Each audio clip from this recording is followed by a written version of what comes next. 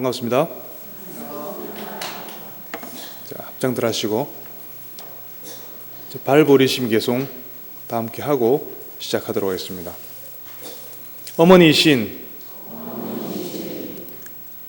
목소리가 저번보다 너무 적어지신 것 같습니다. 조금 더 큰 소리로 같이 한번 해보겠습니다. 어머니이신 일체 생명들이 항상 평온하고 행복하기를 바라며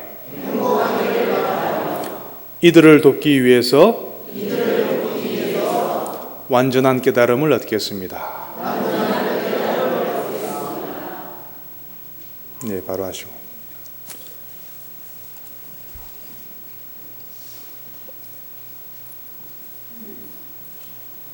불과 얼마 전까지만 해도 영하 18도다 해서 되게 추운 것 같더니 하기야 지난 겨울은 그렇게 많이 추웠던 것 같지는 않습니다. 금방 또 서서히 날씨가 더워지기 시작하는 것 같네요.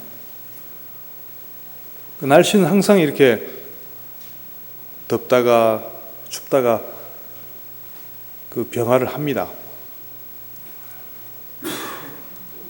근데 어떤 사람은 날씨에 따라서 더워지면 더워서 못 살겠다. 추울 때는 추워서 못 살겠다. 그렇게 말씀하시는 분도 계시고, 어떤 분들은 더울 때는 바닷가 가서 노는 거 생각하니까 너무 행복하다. 추울 때는 스키장 갈 생각하니까 또 너무 행복하다. 그 더위나 추위는 누구한테나 똑같이 오는 건데, 그걸 받아들이기에 따라서 어떤 사람들한테는 그게 고통이 되기도 하고, 어떤 사람들에게는 너무나 기다려지는 그런 순간들이 될 수도 있습니다. 그러면 지혜가 있는 사람들은 한번 생각을 해봐야 되겠죠? 그것이 똑같은 더위와 추위인데도 불구하고 어떤 경우에는 고통이 되고 어떤 경우에는 기다려지는 순간이 되는 것인가? 그것을 결정하는 것은 과연 무엇인가? 이렇게 한번 생각을 해볼 필요가 있습니다. 결국은 우리가 어떻게 받아들이느냐, 우리에게 주어진 상황을 또는 그 환경을 어떻게 받아들이느냐에 따라서 그것이 고통이 될 수도 있고 너무나 기다려지는 행복한 순간이 될 수도 있습니다. 마찬가지로 우리가 공부를 하는 불교 공부를 해나가는 그 방법론도 마찬가지입니다. 결국은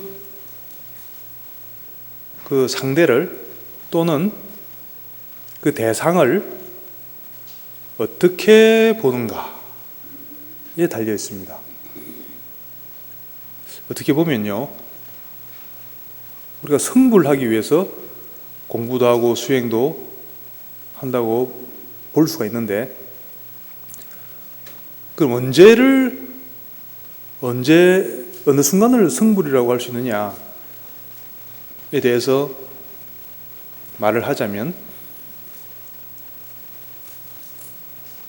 여러분들이 스스로가 부처님이 되고 또 불국토에 불보살들만 살고 있는 불국토에서 살고 있으면 그게 성불이 되겠죠. 그럼 어떻게 그게 가능하냐? 지금 살고 있는 이 세계를 영원히 떠나서 부처님들만 살고 있는 세계에 따로 가서 태어나야 되느냐?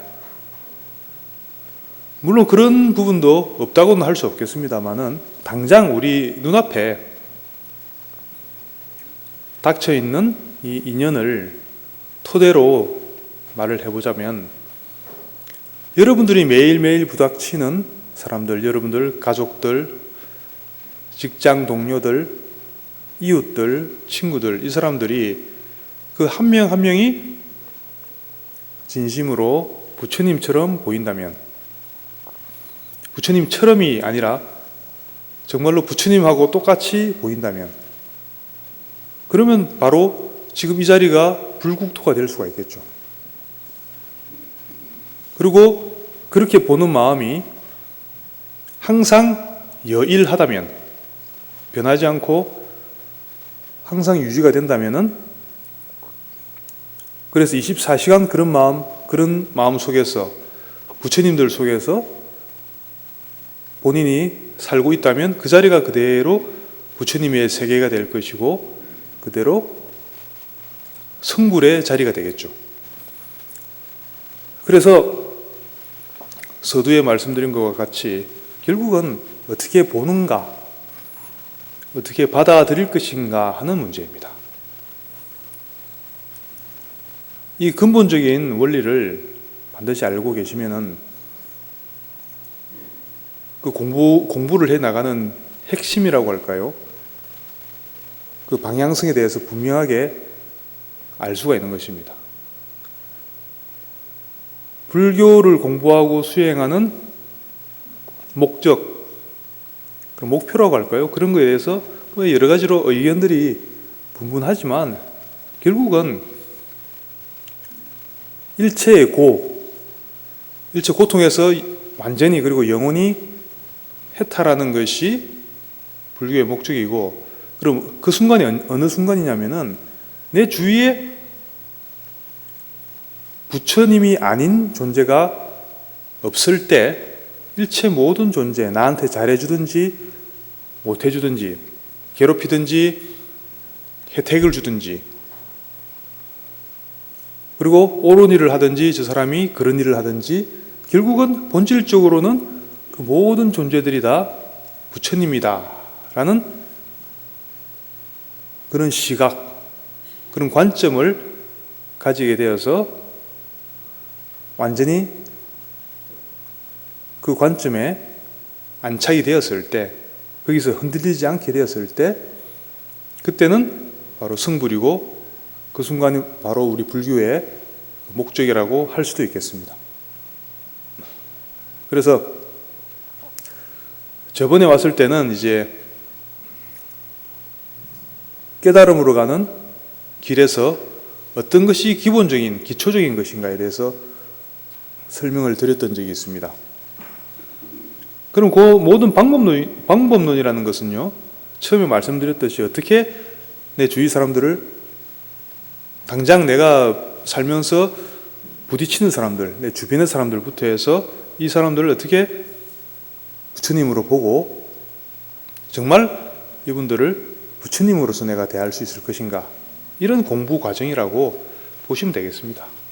그렇게 인식의 전환을 어떻게 이루어 갈 것인가, 그게 바로 이제 불교 수행론, 방법론의 핵심이라고 보시면 되겠습니다. 그래서 그것을 위한, 물론 이제 근기에 따라서 어떤 사람들은 이런 예비 과정이나 이런 게 필요가 없이 부처님의 법문을 들으면은 곧장 그 자리에서 알아듣고 바로 성불의 자리에, 일체가 부처인 이 자리에 곧장 개합하는 사람도 있을 수가 있습니다. 그런 사람들을 우리가 상근기라고 하죠. 그렇지만 그런 사람들은 굉장히 드뭅니다. 일반적으로 그렇다고 적용하기는 무리가 있습니다. 그리고 그런 사람들도 금생에서 봤을 때는 금방 말 한마디만 듣고 곧장 성불한 것처럼 보이지만, 사실은 따지고 보면은 무수한 과거생에서부터의 선근 공덕이 있기 때문에 금생에 그런 일이 가능해지는 것입니다. 그래서 대부분의 우리 일반 불자들은 그런 예비 수행이 필요한 것이고, 계속해서 공부를 지어나가는 그런 과정이 필요한 것입니다. 그 중에서 가장 기본적인 것은 그때 제가 몇 가지 말씀드렸는데, 첫째 예불, 공양, 참회, 수의, 권청, 주세청, 기원 7가지로 좀 요약해서 말씀드렸습니다. 일체 부처님뿐만 아니라, 저 앞에 계신 부처님뿐만 아니라 주위의 모든 사람들을 부처님으로 보고 항상 예불을 하고 공경하는 마음, 첫 번째고, 그리고 공양은 뭐였죠? 공양은 뭔가 물질적으로 공양을 올리는 것도 공양이지만 제일 중요한 것은 부처님의 가르침을 잘 듣고 잘 실천해 보이는 것, 잘 실천하는 것이 가장 큰 공양입니다. 그렇게 했을 때 부처님께서 가장 기뻐하신다고 제가 말씀드렸었죠. 그걸 법공양이라고 하죠. 공양 중에 최고의 공양, 법공양. 그리고 참회, 우리는 시시각각 알게 모르게 신구의 상업으로 계속해서 업을 짓습니다. 그게 좋은 업일 수도 있고 나쁜 업일 수도 있고, 특히 나쁜 업일수록 우리가 경계를 하고 나쁜 업을 알게 모르게 지었을 때, 그것을 알아차렸을 때는 그 자리에서 즉시 참회를 해야 됩니다. 참회는 즉시 하는 것이고, 가능한 업이 발생한 직후에 너무 시간이 경과하지 않게 빨리빨리 참회하는 것이 좋다고 말씀드렸죠. 그리고 수의는 같이 함께 기뻐해 준다는 것입니다. 누군가가 공덕을 쌓는 공덕행을 할 때 예불을 한다든지 강경한다든지 참선을 한다든지 하고 있는 것을 보면 그 모습을 보고, 야, 저 사람은 정말 공덕을 쌓는 일을 하고 있구나, 너무나 기쁘구나 하면서 그 모습을 보고 같이 기뻐해 주는 겁니다. 그리고 또 한 걸음 더 나아가서 꼭 수행뿐만 아니라 그 사람한테 뭔가 좋은 일이 생겼을 때, 땅을 샀다든 사돈이 땅을 샀다든지 그럴 때 배합하지 말고 함께 기뻐해 준다든지, 이렇게 같이 기뻐해 주는 게 수의라고 하는 굉장히 중요한 수행의 덕목 중에 한 가지라고 할 수가 있겠습니다. 그리고 부처님께 법을 청하는 권청, 그리고 세상에 오래 머물러 주십시오라고 또 청을 또 해야 되겠죠.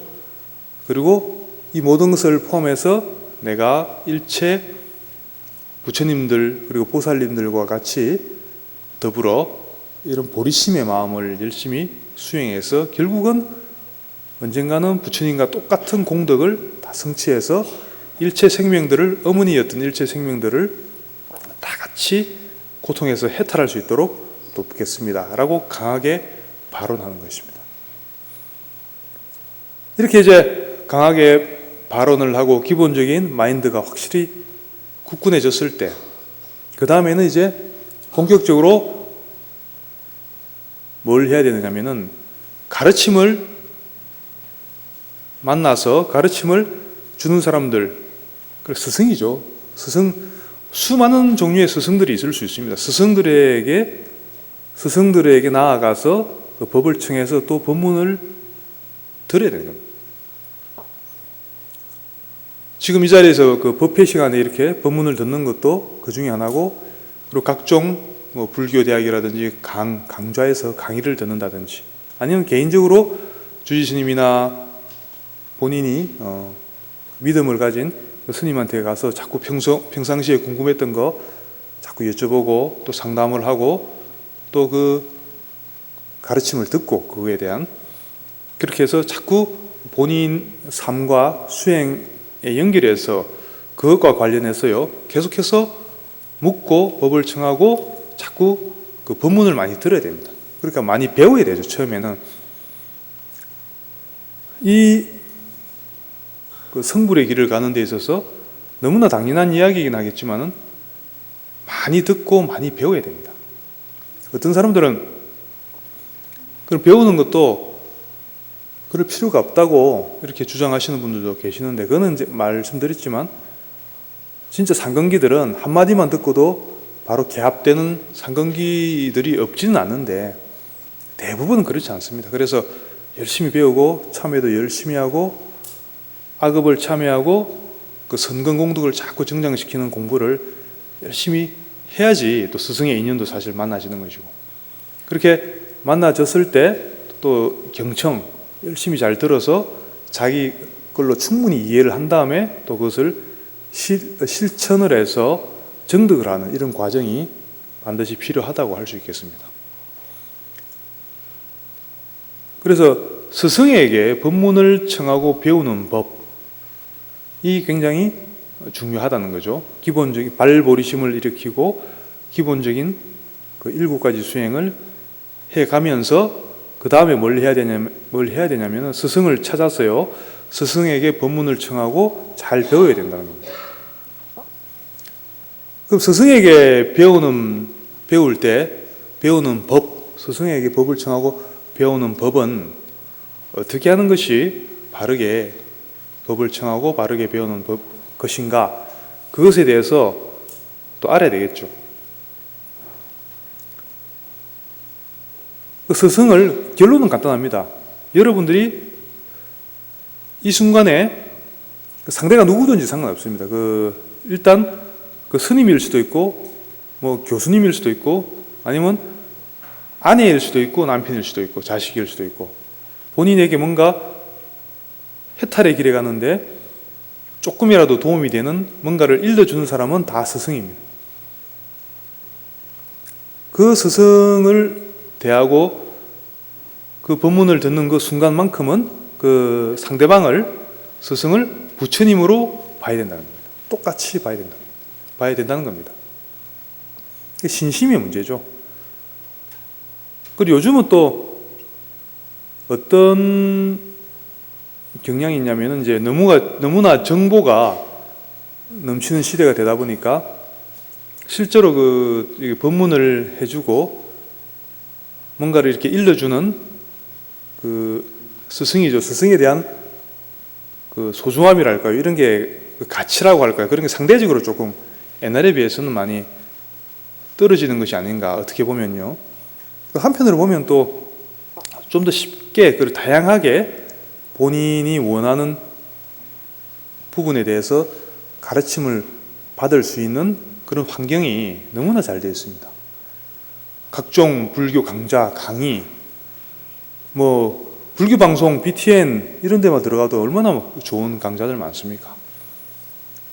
그런데 항상 그런 걸 들을 때, 강의를 들을 때는 항상 상대 부처님이 저 모습으로 나타나서 화연을 해서 나에게 법문을 해주고 강의를 하고 있다라고 생각을 하고 들어야지, 그게 쉽게 말하면 하나라도 더 많이 해탈에 도움되는 부분을 들을 수가 있습니다. 혹시 그런 경험이 있으신가 모르겠는데, 내가 상대방을 어떤 관점으로 보고, 처음에 그 말씀 드렸죠. 어떤 관점으로 보고 듣는가에 따라서 그 사람한테서 무궁무진한 지혜를 얻을 수도 있고, 또는 그 상대방이 아무리 부처님 좋은 말씀을 많이 일러주더라도 내가 그 상대방에 대해서 뭔가 선입견을 가지고, 안 좋은 선입관을 가지고 이렇게 바라본다면은 전혀 나한테는 도움되지 않는, 또 그런 시간만 낭비하는 그런 시간이 될 수도 있습니다. 그래서 일단은 내가 배우고 있는 동안에는 그 상대방을 부처님과 똑같이 보는 신심, 부처님으로 바라보는 그 관점, 그게 굉장히 중요하다. 중요한 정도가 아니고 그게 필수다, 반드시 필요하다, 이렇게 말씀드리는 겁니다. 내가 상대를 부처님으로 보고 법문을 들으면 실제로 부처님한테 듣는 것과 똑같은 효과를 볼 수가 있지만은, 한 절반쯤 신심을 가지고 절반쯤은 불신하는 마음으로 들으면은 한 절반 정도 또 혜택은 내가 볼 수 있겠죠. 내 마음이 얼마나 열려 있고, 그리고 열린 마음으로 법문을 듣는가에 따라서 그 빈 마음, 열린 마음이라는 것은 모든 선입견을 비운 상태, 정말 어린 아이와 같이 아무것도 모르는 상태에서 법문을 들을 때, 그때는 비로소 그 상대방이 전달하고자 하는 그런 부처님의 골수를 여러분들이 취할 수가 있게 되는 것입니다. 그거가 관련해서 옛날에 그 유명한 그 일화가 있죠. 뭐 아시는 분들은 아시겠지만은 그 석두 스님이라는 분이 계셨는데, 석두, 돌석자 머리 두자 그러면은 석두 스님으로 그럴듯한데 한글로 옮기면 약간 좀 어감이 좀 그렇긴 한데 하여튼 훌륭한 스님이 계셨다고 합니다. 이분이 말 그대로 석두라서 부처님 말씀을 그 스승이 아무리 뭘 일러줘도 딱 들을 때는 그런가요? 이렇게 이야기하는데 딱 돌아서는 순간 잊어버린다. 그래서 스승이 가르치다가 도저히 이제 포기하고 있는 상태인데 또 하루는 근데 이 석두 스님이 너무나 또 법에 대한 진리에 대한 갈망은 너무나 강했어요. 그 스승에게 하루는 또 물어봤답니다. 어떻게 하면 부처님과 같은 깨달음을 얻을 수가 있습니까? 또 물어보니까 하루는 그 스승이 좋다. 그럼 너는 다른 거 하지 말고 요거 한 가지만 마음속에 계속 한 가지 법문만 딱 기억을 해라. 그게 뭐냐면은 적심시불이다. 그 원래 중국의 마조 선사의 가르침이거든요. 적심시불. 지금 이 마음이 그대로 부처다. 그 말 그대로 하면은 그런 말입니다. 적심시불이다. 그 하나는 절대 잊어버리지 말고 계속 기억하고 마음속에서 간직을 해라. 이렇게 이제 일러준 겁니다, 스승이. 그러니까 이 석두가 왜 석두겠습니까? 말귀를 잘못 알아들었죠. 어떻게 알아들었냐면 집신이 부처님이라고? 그래, 적심을 집신으로 잘못 알아들은 거죠. 집신이 부처라고? 그러면서 집신은 우리 발에 항상 그 신어져 있고 가장 그 낮은 자리에 있잖아요. 근데 이 집신이 어떻게 부처인가? 완전히 잘못 알아들은 거죠.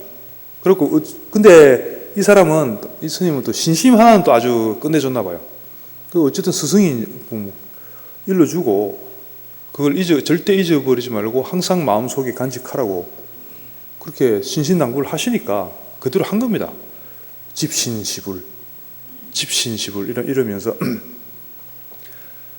집신이 곧 부처님이다. 집신이 부처님. 이러다 보니까 의심이 일어났겠죠. 집신을 왜 부처라고 했지? 집신을 왜 부처라고 했는고? 이렇게 된 거죠. 그러다 보니까 그게 그럼 무슨 수행이 되죠? 자연스럽게 화두가 된 거죠. 화두가 딱 잡혀버린 거죠. 그거 괜찮은 화두인 것 같아요. 집신이 왜 집신을 부처라고 했지? 왜 집신을 부처라고? 아무 생각도 안 하고 그 한 가지 생각만 한 거죠. 이제 자나 깨나 일할 때나 밥 먹을 때나 화장실에 갈 때나 계속 생각을 한 거죠. 집신을 왜 부처라고 했는고? 집신을 처음에는 스승이 이제 그렇게 하라니까 억지로 하다가 어느 순간 한 달 지나고 두 달 지나고 계속 신심을 가지고 하다 보니까 정말로 그 의심이 정말로 일어나게 된 거죠. 집신을 왜 부처라고 하는가 이러면서 그 의심이 점점 커지면서 마침내는 그게 한 2년 3년 지나니까요 계속 그렇게 했대요. 그러니까 그 의심이 마치 불덩어리처럼 마음 안에서 일어나서 도저히 이거는 억지로 그 의심을 하는 게 아니고 그걸 이제 가나선에서는 의단이 형성된다 이렇게 이야기합니다.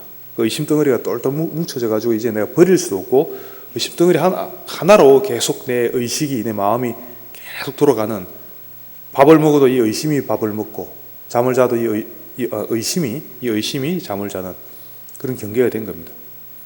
그러다 3년째 어느 날 나무를 해갖고 가다가 그 산길을 가다가 그 미끄러지나 봐요. 미끄러지면서 나무는 다 쏟아지고 발에 신고 있던 집신이 훌르덩 벗겨졌나 봐요. 벗겨져갖고 공중으로 휙 날아가는데 그 모습을 보는 순간 견성을 해버린 거예요. 깨달음을 얻어버린 거예요. 그러니까 집신이 왜 부처인고 하는 그 의문에 대한 답이 나와버린 거죠. 그 순간에. 날아가는 집신을 보는 순간. 그래서 스승에게 인가받고 아주 그 유명한 그 선사가 됐다 그럽니다. 이런 경우를 봐도 예를 들어 이 사람이 처음에 스승이 즉심시불 이렇게 일러줬을 때 본인이 이제 집신이라고 알아들었잖아요. 그러면 그에 대해서 스승의 말을 안 믿고 그거는 들어본 바도 없고 그런 건 인터넷 검색해봐도 그런 말 없고 그거는 좀 틀린 말 같은데요. 이렇게 다시 되묻고 이렇게 확인하고 이런 식으로 했더라면 아마 그런 일이 안 생겼겠죠. 근데 이분 같은 경우는 그 스승의 말을 철석같이 믿었던 겁니다. 그래서 그 믿음, 스승에 대한 믿음을 하나 가지고 비록 그 집신이지만은 스승이 말해줬기 때문에 집신이 부처라는 말 자체에 진리가 있을 거라고 확신을 하고 계속 그걸 참고를 했던 거죠. 그래서 이런 것과 같이요. 비록 내가 잘못 알아듣고 때로는 또 스승이 또 실수를 해서 잘못 알려줄 때도 있습니다. 그렇지만 중요한 것은 그 사람이 받아들이는 사람이 정말 이거는 부처님의 말씀이고 진리의 말씀이다 라고 하는 강력한 믿음을 가지고 받아들이고 또 그렇게 계속 보려고 하는 마음을 유지하면 그때는 잘못됐던 것도 잘못된 것이 아닌 진리가 그대로 되어버릴 수 있다는 겁니다. 그래서 뭔가를 배울 때는요, 항상 배우는 마음 자세는 항상 이 석두 스님 같이 이런 마음 자세로 했을 때 가장 확실하게 그 스승이 일러주는 바를 빨리 이해하고 성취할 수 있는 길이 열릴 수가 있다는 것입니다. 그러면 어떤 사람들은 그렇게 이야기하죠. 우리 지금 강의해주는 저 강사 스님이나 아니면은 주지 스님이나 누구든지 상대가 누구든지 관계없이요. 이렇게 내가 배우고는 있는 어디 다니면서 배우고는 있는데 근데 얼핏 보기에 저 강의해 주시는 저 스님 지금 같은 경우는 이제 이 지호 스님이겠죠. 지호 스님 보기에 별로 많이 아는 것 같지도 않고 부처님처럼은 절대로 안 보이고 그냥 나하고 똑같은 사람인데 저거 가서 뭘 배우나 저런 사람한테 뭘 배우나 이런 생각이 들 수 있거든요. 그래서 여러분들이 반드시 기억해야 될 한마디가 있습니다. 그게 뭐냐면은 완벽한 스승을 찾을 게 아니라 눈앞에 있는 스승을 완벽하게 보라는 거죠. 그 차이를 아시겠습니까? 대개 사람들이 그건 저도 마찬가지고 저도 한참 공부하러 다닐 때 그런 말을 많이 했습니다만은 요즘 참 믿고 배울 스승이 없다 그런 말들을 많이 하고 여러분들도 실제로 많이 그런 말 해봤죠? 어디 가도 정말 내가 스승으로 모시고 믿고 그 진리를 의지해서 배울 만한 스승이 없다, 선지식이 없다 그런 말들을 많이 하거든요. 근데 그게 아니라는 거죠. 왜냐하면 완벽한 스승을 지금 찾고 있잖아요. 완벽한 스승이라는 것은 존재하지 않습니다.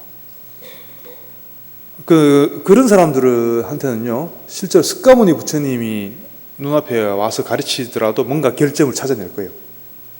저 스님은 잔소리가 너무 많아. 실제로 부처님한테 또 그렇게 불평했던 비구 스님들이 있었습니다.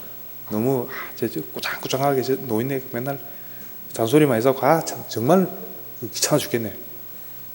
그렇게 그것 때문에 나중에 부처님께서 열반하시고 나서 그 경전이라는 게 원래 없었는데 경전을 만들게 된 이유가 열반하시고 나서 어떤 비구들이 그렇게 아마 상당수의 비구들이 그랬겠죠. 야 이제 저 노인네 잔소리 안 들어도 되니까 너무 이제 해방이다, 너무 좋다 이렇게 막 말하는 사람들이 있었답니다. 그래서 그것 때문에 안 되겠다, 마가습이 안 되겠다, 경전을 만들어야 되겠다 이래가지고 경전이라는 거는 그 이후에 열반하시고 난 이후에 다 그 제자들에 의해서 그런 식으로 그런 이유로 인해서 그 만들어지게 된 거죠. 어쨌든 부처님이 눈앞에 있어도 그렇지 재밌지 않습니까? 부처님한테 불평하고 뭔가 결점, 뭔가 단점 이런 걸 자꾸 보고 그 말하는 사람들이 그 당시에도 있었다는 얘기죠. 하물며 요즘 시대에 왜 그렇지 않겠습니까? 그 가르치는 사람이 누구라더라도 보면은 누구라도 이 몸을 가지고 있고 어떤 그 인간 세계에 살고 있는 이상 결점이 없을 수는 없죠. 다 단점이 있고 결점이 있을 겁니다. 그죠? 큰 스승이라 하더라도, 큰 스님이라 하더라도. 근데 왜 그 어리석게도 그런 결점을 왜 보냐는 거죠. 물론 이런 거는 조심해야 되겠죠. 예를 들어 앙고리마라 스승처럼 야 너가 사람을 100명 죽이면은 승부를 할 것이다. 이렇게 막 혹시 그렇게 말하는 스승이 있으면 그런 거는 여러분들이 따르면 그런 말을 하는데도 그 부처님께서 말씀하시듯이 저렇게 말씀하시니 내가 저걸 따라야지 이렇게 하시면 안 되겠죠. 그거는 우리의 상식선에서 벌써 어긋나는 거잖아요.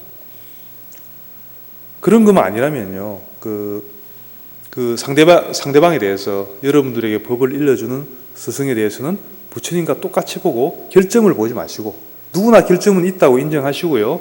결점을 보지 마시고 그분이 지금 나에게 일러주는 법, 진리 그것을 보시면 됩니다. 그러면은 부처님께서 저렇게 화연을 하셔서 이렇게 훌륭한 법문을 직접 나에게 설해 주시는구나 이렇게 믿음을 가지고 보시면요. 틀림없이 거기서 여러분들은 틀림없이 부처님이 실제로 여러분들에게 법문을 해주시는 것과 똑같은 경험을 하게 되어 있습니다. 그것은 결국은 자꾸 거듭 말씀드리지만 어떻게 보느냐, 어떤 관점으로 보느냐 상대를 그게 달려 있습니다. 그래서 완벽한 스승을 찾지 말고 눈앞에 있는 스승을 완벽하게 보라고 이렇게 말씀드리는 겁니다. 그러면 왜 비단 불교를 가르치는 스승에게만 이 말이 해당이 되겠습니까? 여러분들은 조금 이런 말 들으면 지혜가 있으신 분들은 응용이 바로 딱 되겠죠. 말을 좀 바꾸면 어떻게 될까요? 완벽한 남편을 찾지 말고 눈앞에 있는 남편을 완벽하게 보라. 완벽한 아들, 딸을 찾지 말고 눈앞에 있는 아들, 딸을 완벽하게 보라. 다 같은 이야기죠. 다 통하는 이야기입니다. 그럼 왜 완벽하게 못 보냐 하면은 내 아들이 있는데 요번에 어디 취직을 했는데 내 생각에는 저 아들이 최소한 연봉 한 5천 이상 되는 대기업체 대기업도 초봉 그렇게는 안 주는구나. 그죠? 한 3, 4천 이상 주는 대기업체에 들어가서 좀 이렇게 떵떵거리고 살아야지 내가 그 친구들한테 좀 자랑도 하고 할 텐데 얘가 어떻게 기껏 한다는 게 돈도 안 되는 무슨 바리스타 한다고 그게 연봉도 보상도 안 되는 그런 일 한다고 가서 자기가 좋아하는 일 한답시고 가서 막 하고 있거든. 그러면은 속에서 이제 천불이 나죠. 저 아들은 분명히 이렇게 아주 대기업체에 있으면서 잘 나가는 아들이어야 되는데 이거는 나의 분별이고 나의 욕심이죠. 근데 실제로는 현실은 어떻습니까? 본인은 이게 커피 내리는 데서 기쁨을 찾고 즐거움을 얻는 그래서 자기가 좋아하는 일을 하고 싶어하는 또 그런 사람이라고 실제 아들은. 그럼 이 나의 분별심과 실제 아들의 모습과는 차이가 나죠. 차이가 나는 데서 갈등이 일어나죠. 갈등이 일어나고 그런 갈등을 우리가 고라고 합니다. 고. 그러면 결국 부모 입장에서는 그런 아들을 볼 때 요즘식으로 말하면 스트레스가 쌓이죠. 보기만 해도. 아니면은 나이 30살 넘었는데 아직 취직도 못하고 계속 집에서 그 아들이 다 큰 아들이 뒹굴뒹굴 하고 있다고 생각해 보십시오. 그 모습만 상상만 해도 벌써 스트레스 받지 않습니까? 근데 현실이 그렇잖아요, 현실이.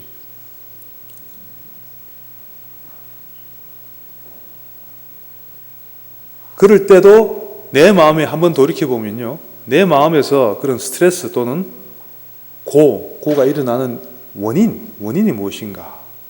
왜 그 아들을 완벽하게 보지 못하는가 하면은 그 원인이 뭡니까? 아들을 지금 완벽하다고 안 보고 있잖아요. 뭔가 완벽하지 못하다고, 불완전하다고 지금 보고 있잖아요. 불완전하다고 보는 그 이유는, 근원은 어디에 있습니까? 그 상대방한테 있는 게 아니죠. 결국은 내 자신이 임의로 설정해 놓은 분별심. 아들은 연봉 최소한 3천 또는 5천 이상 되는 대기업에서 일해야 된다라고 하는 내가 스스로 임의로 설정해 놓은 그 분별심, 그 욕심이죠. 욕심의 그 원인이 있는 거죠. 그러니까 내가 기왕에 설정해 놓은 그 기준에 상대방이 따라주지 못하기 때문에 불만이 생기고 거기서 스트레스가 되는 거죠. 그래서 상대방이 완벽하지 않게 보이는 겁니다. 하여튼 완벽하지 않고 상대방이요, 그게 뭐 부처님이든 뭐 법사 스님이든 아들이든 완벽하지 않고 뭔가 아주 문제가 많아 보이고 내가 봤을 때 그 상대를 볼 때 불만이 있으면요, 지금 본인이 뭔가 설정해 놓은 본인의 분별심 속에 빠져 있다고 보시면 틀림없습니다. 그러면 그럴 때는 어떻게 해야 되냐면은 상대방을 바꿀 수는 없잖아요. 아무리 뭐 윽박지르고 해봐야 그런다고 바뀌는 문제가 아니잖아요. 서로 스트레스만 받지. 그런 경우에는 상대방을 완벽하지 않게 보는 나의 욕심, 분별심을 내려놓으면 되는 겁니다. 욕심이나 분별심을 그대로 가지고 있으면서 맞다, 그 상대방을 완벽하게 보라고 그랬다 그러면서 완벽하다 이렇게 최면하듯이 해봐야 마음속에서는, 내 가슴 속에서는 그게 인정이 안 되죠. 오히려 반발심만 더 생기죠. 그런 식으로 하라는 게 아니고요, 상대를 완벽하게 보기 위해서는요, 완벽하지 않게 보는 마음만 내려놓으면 되는 겁니다. 그 부정적인 분별심을 내려놓으면 되는 거지, 억지로 내 마음속에서는 그렇게 안 느끼는데도 불구하고 상대방을 완벽하게 보려고 억지로 또 할 필요는 없어요. 그렇게 해봐야 효과도 없습니다. 그러면은 법문을 해주시는 법사 스님도 완벽하게 보고, 결점이 있고 잘하는 부분도 있겠죠. 그러면 결점이 있고 잘하는 부분이 있는 것, 그 전체를 통째로 완벽하게 보는 겁니다. 그 자체를 완벽하게 볼 수 있으면 가장 그거야말로 완벽하다고 할 수가 있겠죠. 그리고 또 자신의 남편이라든지 자녀, 주위 사람들도 그 사람들이 이미 완벽하다는 것을 볼 수 있으면 그게 바로 해탈로 가는 지름길입니다. 결국은 이제 마음 하나 돌리기에 따라서 그 상황은 완전히 달라질 수 있는 겁니다. 어떤 경우는 며칠 전에 어떤 보살님이 저한테 말씀하시던데, 남편 평생을 한 60평생 이상 살아오면서 남편한테 너무나 스트레스를 받아왔는데 지금도 계속 너무나 자기를 무시하고 인정 안 해주고 자꾸 막말하고 자꾸 이렇게 괴롭힌다는 거죠. 그럼 그 어떻게 해야 되느냐? 뭐 대개 이제 상담이 그런 식이지 않습니까? 그렇다고 지금 갈라설 수도 없고, 그렇다고 상대방한테 뭐 윽박 지른다고 그러면 괜히 욕 한 번 들을 거 두 번 더 듣는 거밖에 안 되고, 어떻게 방법이 없다고 본인도 뭐 여러 가지로 대화도 시도해보고 뭐 여러 가지 방법을 써봤는데 도저히 이거는 답이 안 나온다고 그렇게 이제 하소연을 하시더라고. 그럴 때는 어떻게 해야 되겠습니까? 제가 계속 강조하는 말이 있죠. 상대방을 어떻게 보느냐, 내가 지금 상대방을 뭘로 보고 있느냐, 그거를 꼭 체크해 보라는 거죠. 재밌는 것은 내가 상대방을 어떻게 보는가에 따라서 상대방이 바뀌게 되어 있습니다. 이건 여러분들이 직접 체험을 해봐야 됩니다. 내가 상대방을 부처로 보면은, 부처님으로 보면은 상대방이 부처님처럼 행동하기 시작합니다. 근데 방금 말씀드린 같은 경우는 스스로 여러분들도 본인 경우에 그 대입을 해서 한번 생각해 보십시오. 누구나 좀 불편한 사람들, 나를 괴롭히는 사람, 저 사람 때문에 내가 스트레스 받는다라고 하는 그런 사람 누구나 있잖아요. 그죠? 그 경우를 들어서 스스로 한번 생각해 보십시오. 근데 뭐 대화도 해봐도 안 되고, 내가 막 갈라쓰자고 협박을 해도 통하지도 않고, 그런 경우에는 어떻게 해야 되겠습니까? 내가 지금 상대방을 어떻게 보고 있는가를 한번 체크해 보시라는 거죠. 보면은 저 상대방은 절대 부처님이 아니겠죠. 그 당시에는 본인이 느끼기에 상대방이 절대 부처님으로 안 느껴지겠죠. 결국 나를 괴롭히는 어떤 불편한 사람, 좀 심하면은 원수, 우리가 왼수덩어리 그러잖아요. 왼수덩어리 이렇게 이제 볼 수도 있는 거죠. 상대방을 이런 관점으로 보지 결코 부처님으로 보지 않죠. 부처님으로 보지 않고 계속 내가 불만만 계속 가지고 있게 되죠. 상대방에 대해서. 그러니까 이런 식의 불만이 바로 상대방이 완벽하지 않고 뭔가 상대방이 잘못됐다고 내가 생각하고 이미 내가 그 설정해 놓은 어떤 기준에 의거해서 그런 불만이 생기는 겁니다. 그러면 기왕에 그런 거라면, 내가 뭐 갈라쓸 것도 아니라면은, 그런 경우에는 그래도 같이 살아가야만 된다면은 제일 확실한 방법은요, 상대방을 보는 나의 관점을 바꾸는 겁니다.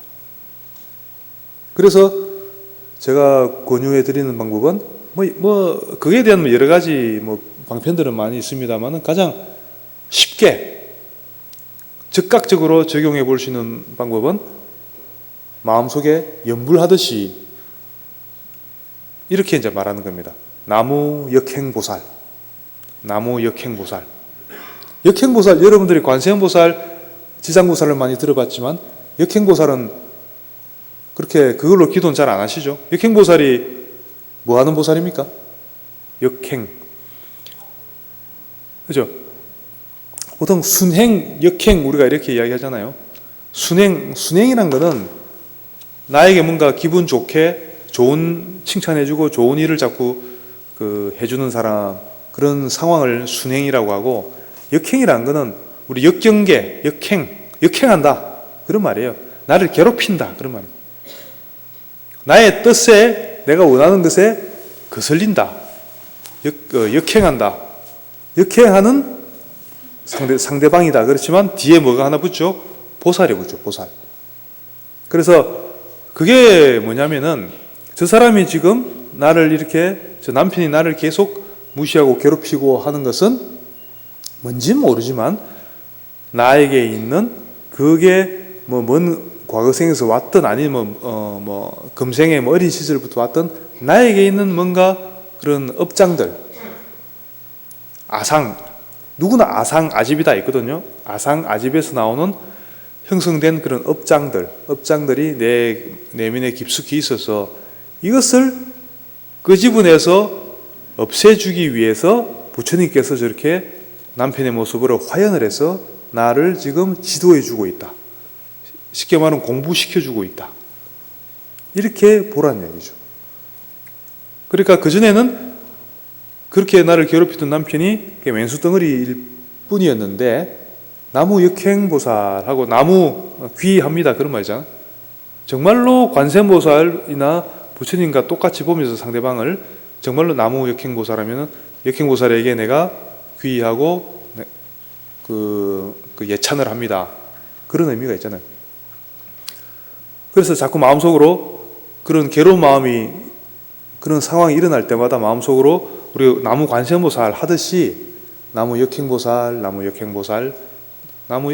이렇게 자꾸 기도를 이렇게 하라는 얘기죠.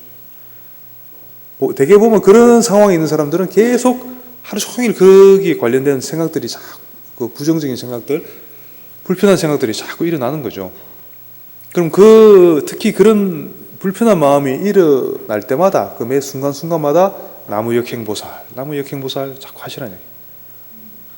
처음에는 좀 억지스러울 겁니다. 그렇지만 제가 계속 이렇게 드리고 있는 말씀을 잘 생각하면서 한번 해보세요. 결국은 내가 상대방을 어떻게 보는가에 따라서 상대방도 바뀌게 되어 있습니다. 그러면은 내가 꼭 뭔가를 바꾸려고 하진 마시고 그렇게 할 필요 없이 마음속으로 정말로 상대방을 역행보살로 보고요. 역행보살이기 때문에 당연히 나를 자꾸 거슬리고 괴롭힐 수밖에 없는 거죠. 왜냐하면 그게 공부시키는 방법이니까. 역행보살들이 공부시키는 방법이에요. 불보살이라고 해서요, 항상 자비로운 미소를 가지고 아주 따뜻하게 이렇게만 가르치는 게 아닙니다. 그렇게 그렇게 돼야 될 대상이 있고, 때로는 우리가 회초리를 들듯이 들어가지고 빨리 회초리질을 해서라도 그 사람이 빨리 업장을 소멸하고 정신 차리게끔 그렇게 가르치는 방법도 있는 겁니다. 그러니까 불보살이라고 해서요, 꼭 자비로운 부분만 있는 게 아니라, 물론 다 자비로운 부분이긴 하지만은 강하게 나를 단금질시키는 그런 부분도 있다는 얘기죠. 그래서 그런 부분에 불보살님이 나타나신 거라고 굳건히 믿고요. 그래서 마음속으로 자꾸 역행보살을 자꾸 되뇌이면서 실제로 그 상대방을 역행보살로 볼 수 있도록 그 봐질 때까지 그렇게 한번 해보세요. 그러면 정말로 열심히 그 믿음을 가지고 이 말에 믿음을 가지고 해보시면요, 반드시 뭔가 여러분들 심경에 변화가 올 수가 있고요. 그러면 그 상황도 자연스럽게 바뀌게 되어 있습니다. 그래서 집에서 아침 예불 할 때라든지 절에 와서라도 아니면 집에서라도 백활배할 때라든지 항상 특히 뭔가 그런 어려운 상황에 있을수록요, 그런 사람들은 항상 그 상대방을 떠올리면서 나무 역행보살 하면서 자꾸 감사를 하세요. 감사. 이렇게 또 친절한 모습으로 나를 가르쳐 주시는 것에 대해서 너무나 감사합니다. 이렇게 나무 역행보살 감사합니다. 나무 역행보살 감사합니다. 이렇게 자꾸 해주세요. 그렇게 하다 보면은 반드시 그 변화가 일어나고요, 반드시 좋은 일이 생기게 되어 있습니다. 제가 장담하는데 반드시 좋은 일이 생기게 되어 있습니다. 그러면은 한 다음 주쯤에 와서 스님요, 그래 스님 시킨 대로 했는데 좋은 일이 안 생기던데요. 근데 재밌는 거는 그렇게 말하는 사람 아직도 저는 한 번도 만나지 못했습니다. 왜냐하면 다 뭔가 좋은 일이 생겼다는 얘기죠. 제가 가끔씩 이렇게 일러드리거든요. 실천하면요, 반드시 뭔가 이제 첫째로 내 마음 안에서 내 심경에서 변화가 옵니다. 변화가 오고 정말로 뭔가가 이렇게 딱 움츠려 있고 이렇게 꽉 뭉쳐 있던 내 마음 가슴 속에 어떤 그런 게 스르르 이제 풀어지기 시작하는 게 느껴집니다. 그러면은 그게 이제 소위 이제 업장이 녹는다는 얘기죠. 업장이 녹으면서 생각을 해보십시오. 역행보살이 임무가 내가 뭔가 내 마음속에 무의식 속에 있는 나의 업장, 뭔가 아집에서 나오는 그런 여러 가지 업장들을 움켜잡고 있는 부분들이 있는데 나 자신도 의식하지 못하는 그것을 일깨워주기 위해서 그렇게 괴롭히는 거거든요. 그래야 그런 게 있어야 나의 아집, 아상 이런 게 드러나서 나한테 또 이런 게 있구나, 이런 부분들이 있구나라는 것을 자각할 수 있잖아요. 누가 나를 괴롭혀줘야 그런 것을 내가 자각을 할 수 있게 되거든요. 그런 목적으로 나를 괴롭히는 겁니다. 근데 내가 그것을 충분히 자각하고 그것을 내 마음속에서 녹일 수만 있다면 그 부분에 대해서 정말로 녹일 수만 있다면 더 이상 역행보살이 괴롭힐 이유가 사라지게 되겠죠. 그러면은 그 역행보살이 사라지게 됩니다. 사라진다는 것은 바뀌게 됩니다. 그런 원리가 있으니까요. 지금은 들으면은 뭐 그럴까 이렇게 생각하면은 이제 그 사람은 안 되는 거고, 정말 듣고 보니 그런 것 같습니다. 될 것 같습니다. 이렇게 믿음을 가지고요 하시면 반드시 좋은 성취를 할 수가 있고, 반드시 좋은 일이 생길 거라고 말씀드리겠습니다. 하여튼 자, 그 남편, 자식뿐만 아니라 이제 좀 확장하면 되겠죠. 그 다음은 쉽습니다. 그까지만 되면은 주위 사람들, 나와 가까운 사람들부터 먼저 시작하시고 점점 확장시켜 나가시면 됩니다. 이전에 이 동네에 사는 사람들, 내 모르는 사람들까지 포함해서요, 다 같이 부처님으로 보고요, 이분들이 부처님으로서 이렇게 살아가고 내 주위에서 살아가고 있는 것에 대해서 또 감사를 하는 거죠. 그렇게 해서 점점점 이렇게 항상 감사하는 마음은 굉장히 어디에서 무슨 수행을 하더라도 굉장히 중요합니다. 바탕이 돼야 됩니다. 항상 이렇게 영역을 내가 감사하고 부처님으로 보고 하는 이 마음을 점점점 그렇게 확장시켜 나가야 돼요. 범위를. 그래서 나중에는 이 지구상에 있는 모든 생명들, 그리고 우주법계에 살고 있는 모든 생명들을 똑같이 같은 모습으로 볼 수 있는, 부처님으로 볼 수 있고, 그래서 내가 그렇기 때문에 항상 배움을 청하고 감사할 수 있는 이런 마음 자세가 계속 되었을 때 우리는 진정으로 지금 이 자리에서 곧장 성불할 수도 있는 그런 길이 열리게 된다고 말씀을 드리겠습니다. 그러면 그렇게 하실 수 있겠죠? 그렇게 어렵지는 않을 겁니다. 본인이 얼마나 열심히 그걸 듣고 실천하느냐에 달려 있습니다. 그래서 꼭 한번 실천하셔가지고 큰 성취들을 이루시기 바랍니다. 자, 그러면은 오늘 법문 여기까지 하고요. 자, 또 다음 만남을 기약하면서 발보르신 개송 또 다 같이 한번 하고 오늘 법문 마치도록 하겠습니다. 자, 큰 소리로 하시기 바랍니다. 어머니신 일체 생명들이 항상 평안하고 행복하기를 바라며 이들을 돕기 위해서 완전한 깨달음을 얻겠습니다. 네, 모두 성불하십시오.